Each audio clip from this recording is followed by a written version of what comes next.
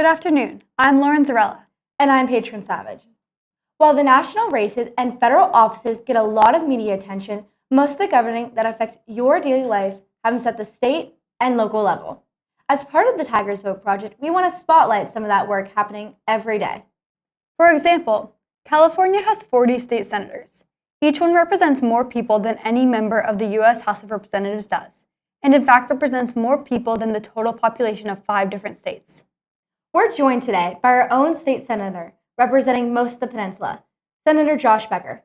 Senator, thank you for joining us today. Thanks for having me. I'd like to start by better understanding our government better. When you were in Sacramento, how much time is spent with your committees, voting, writing bills, and all of those sorts of things? Yeah, well, we have a kind of annual cadence. So January, February, to really mid-February are figuring out what bills that we're going to do this year. Then they have to be in print about a month, and then we start committees. And when it's committees, it's very intense because we are in committee. We're often from 9 a.m. till sometimes 8 p.m. at night, and so that committee time between committee and floor, that really takes really everything for about 4 or 5 months, and then the last really month is really spent just in main session, kind of going through all the bills that have made it through committee. Yeah, so I'd like to talk a little bit about your district specifically. Sure. You represent most of the peninsula from Brisbane to Cupertino and all the way to the coast. Yeah. That's a very big, diverse area. Yeah. So we were wondering what some of the top issues are that affect your district. Sure. It is a big area. I like to think of myself as mayor of the peninsula because I'm the only one who represents Santa Clara County and San Mateo County. And there's a lot of different issues, right? You might have flooding or sea level rise in one area, where you might have wildfires in another area, right? We have issues with farm worker housing in San Mateo County on the coast side, whereas we might be thinking more about housing and infill or transportation and Caltrain and grade separation. Say in Burlingame, we're trying to do a grade separation so that the road goes under the tracks, so we don't have the very dangerous intersection that we have right now. I'd say housing is, throughout the district is an issue. How to build more affordable housing, where to build it, how to finance it. That's something that really is something throughout the district. Education is also a theme. Education is very important in our district, including also starting one thing that I've been very active on for many years, even before the legislature, but we made huge progress on since I've been in the legislature, is in pre-K and establishing a transitional kindergarten. Yeah. Okay, and so how do you address such issues in the state Senate? Yeah, well, sometimes there's really 3 things that we can do. So sometimes it's bills, right? So I did one bill that was about having our smaller city, actually came out of Belmont. The bill did to have our smaller cities be able to apply together so they have a better chance of winning state funds for road repairs and things like that compared to competing against larger cities. So that was something that really kind of came very specifically and directly in the district. Other times I'm working on climate change. It's just an issue. It may not, a particular part of the district may or may not be affected by sea level rise or wildfire, but it's something that many people in our district care about because they know what's happening, they see what's happening in the world, and they want California to be a leader. So now I'd like to go into some broad topics about democracy. We obviously have an election coming up with many federal offices and issues on the ballot.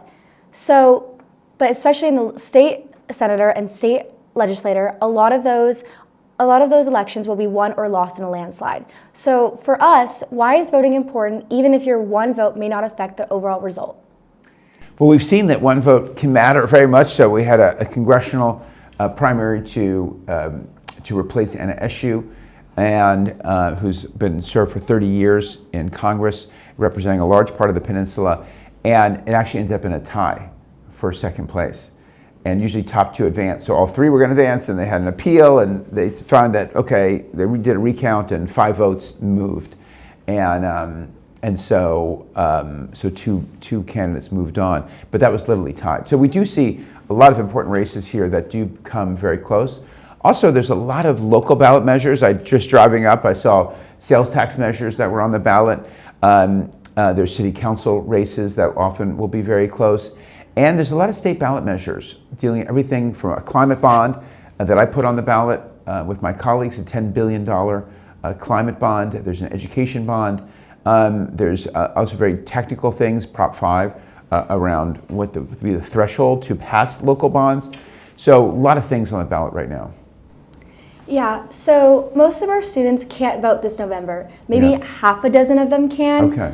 So what are ways students who can't vote can get involved in making changes in the differences they care about? Sure. Well, you can get involved volunteering on campaigns. And most campaigns, in terms of people that volunteer, it's a relatively small subset. So you can actually get to know the candidate really well. You end up spending a lot of time with the candidate, where once they're in office, they're running around, they're in committees, there are things, it's hard to spend a lot of time. So right here at Notre Dame, I had a woman who I met who was volunteering for the state, what they call, basically kind of to be committee representatives for the party. And she ended up volunteering for me and ended up becoming a paid staffer, and really my only paid staffer for a while in my state Senate race. So we spent a lot of time together.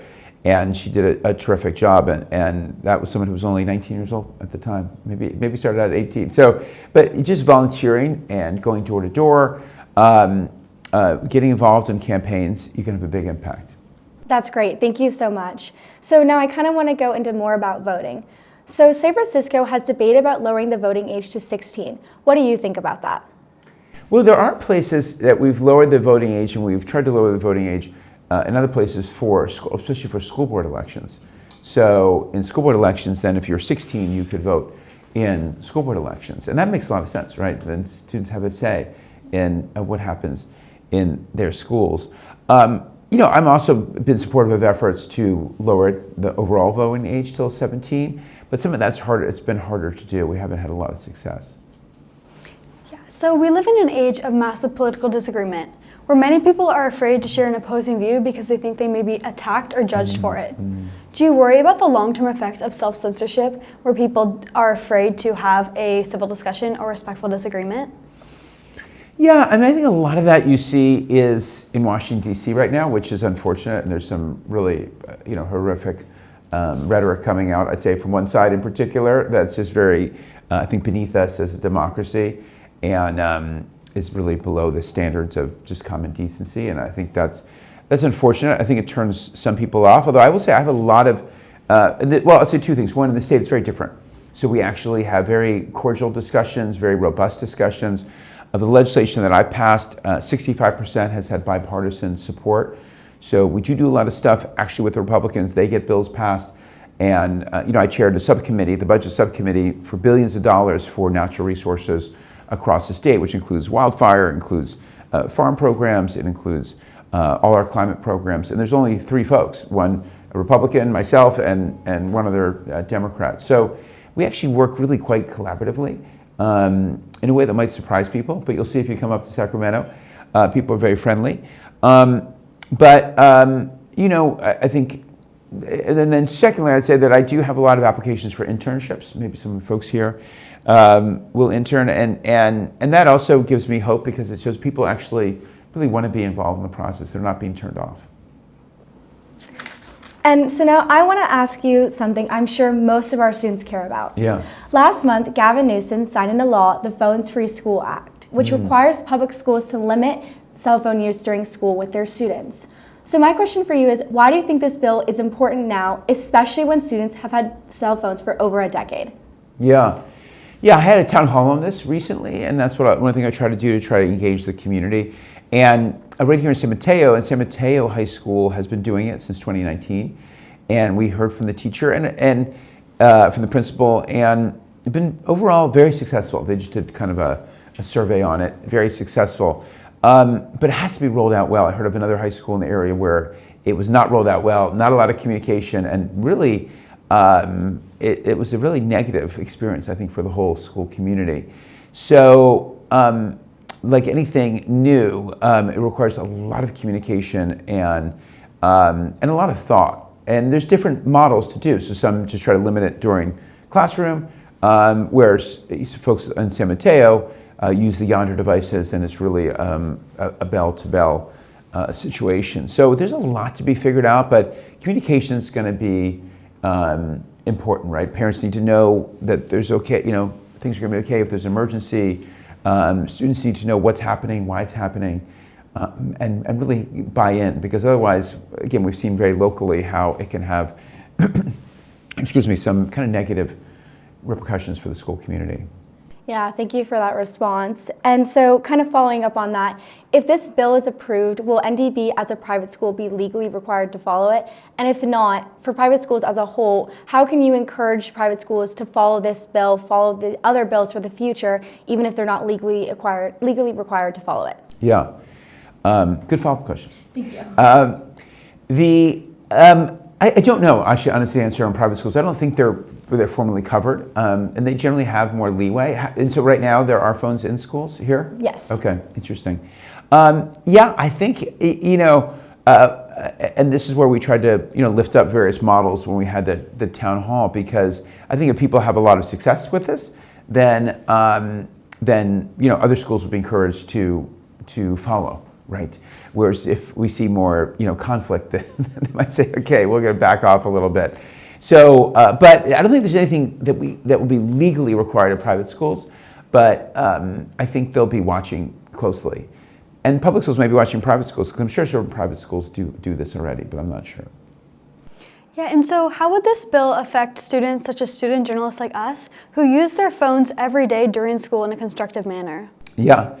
Yeah, I think they do, and I'm trying to think back to our town hall. There were provisions for school-related activities, right? So teachers could say, "Hey, we want phones in this particular instance," and with the way they have it in San Mateo High School, I think that would be okay with the devices that they have. People could take the phones out of these yonder pouches. So it's something that's going to be. That schools will have to decide, right? And there also are laptops and other things which you might say, hey, great, use your laptop instead for this, or use an iPad instead for this. But then you also have to make sure there's not a loophole for the other policy. So a lot to be figured out, like I said. Yeah.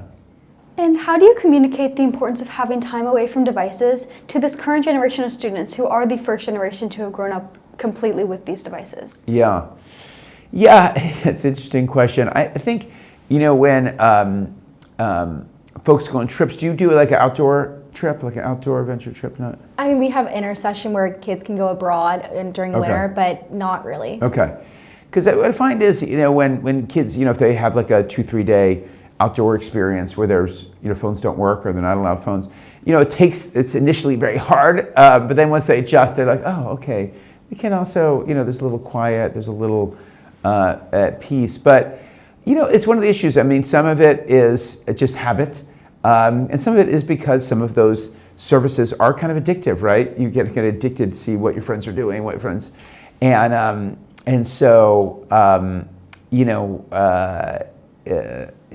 I said, I think we're going to have to. It's going to be a little bit of, trial and error. But I think that the hope is, and what happens say in San Mateo is that kids adjust to it, and they're actually happier. Yeah, and they have more conversations. They're looking up. They're not, on their phones at lunch. They're actually looking up. They're talking, and it's a positive for the school environment. And then, if you had the opportunity to give one piece of advice surrounding U.S. government or politics to future generations, what would it be?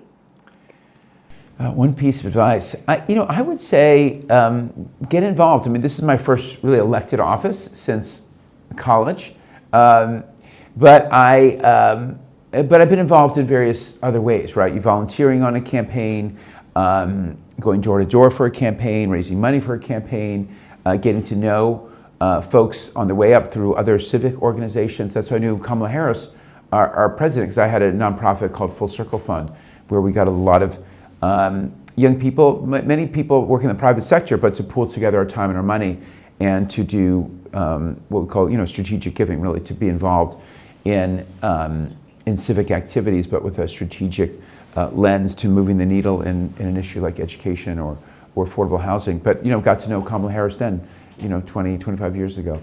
So when you're involved, it just there's lots of opportunities, and I think you get more, just like you were doing here, to encourage early voting. When people see that, they see, okay, this is how the process works, and they feel more comfortable making change and being part of the process. Yeah. Senator, thank you so much for joining us today. Thank you for having me. This has been a Tigers Vote Project exclusive in partnership with Tiger TV. Thank you for watching.